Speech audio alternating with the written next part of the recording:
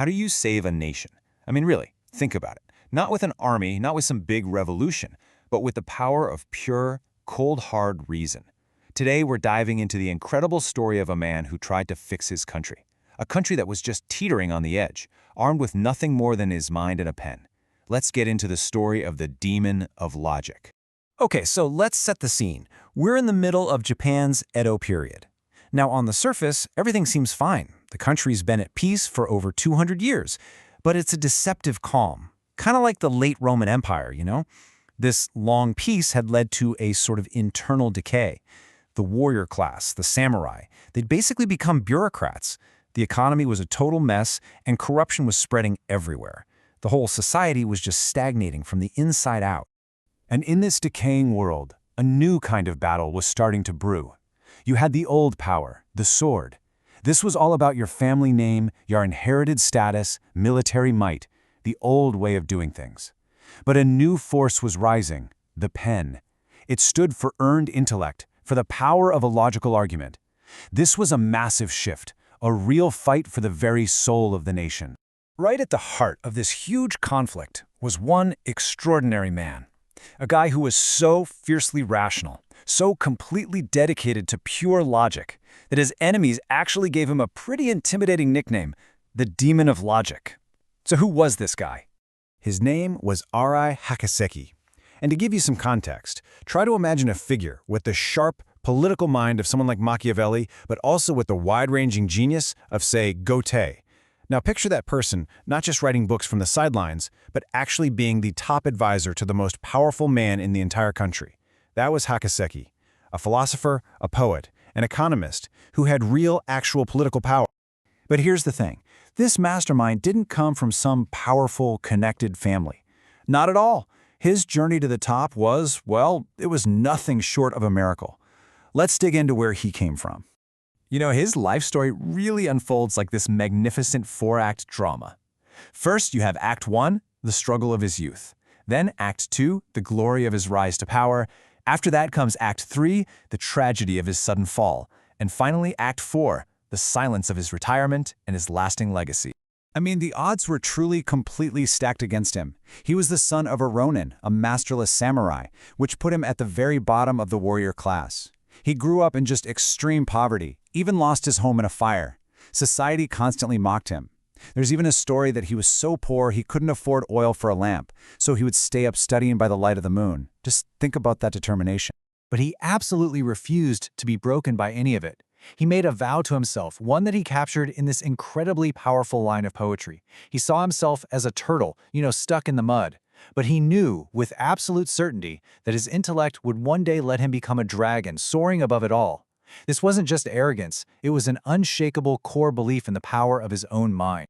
And you know what? That belief eventually paid off. In his late 30s, after decades of just pure struggle, his moment finally came. His genius was recognized by this highly intelligent lord, a man who is destined to become the shogun, the supreme ruler of Japan. And the relationship they formed was, well, it was totally unique for the time. This wasn't your typical master and servant deal. They were true intellectual partners. Their bond went way deeper. It was based on this shared vision, this mission to use logic and reason to build a better, more just nation. Hakuseki wasn't just some guy on the payroll. He was a partner in the whole enterprise. And wow, did they get to work. During this period we now call the Shotoku reforms, Hakuseki basically unleashed his logical mind on all of the nation's biggest problems. He totally reformed the currency, he overhauled their entire approach to foreign policy, and he waged an all-out war on government corruption. All of it based on these rational, logical principles. He was finally getting the chance to turn all his ideas into reality. He was remaking the nation from the top down. It was working.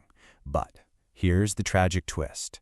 His time at the very peak of power, his chance to build this better world, it lasted for just 3 years. That's it. His partner, the shogun, died suddenly from an illness. And with that one death, Hakuseki's entire world just came crashing down around him. His brief, bright moment of glory was over, and the rest of his life would really be defined by this profound loss and his sudden fall from grace.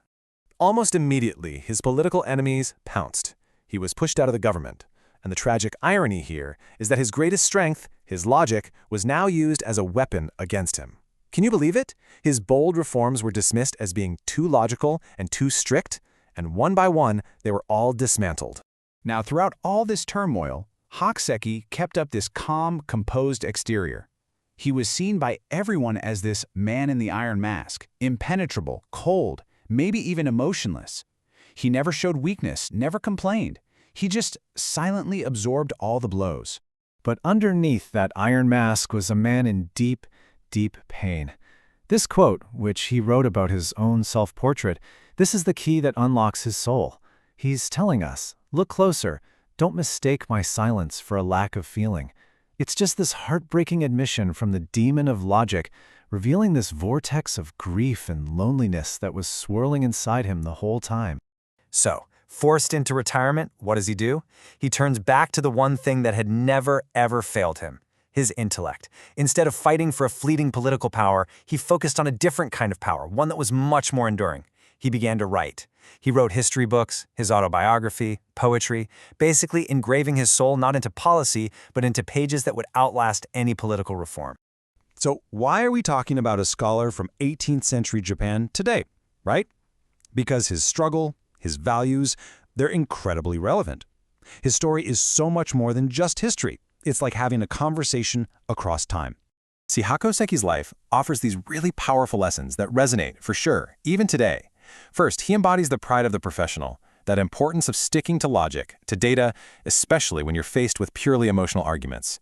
He also teaches us about the courage it takes to be disliked, to stick to your principles, even when it's not the popular thing to do.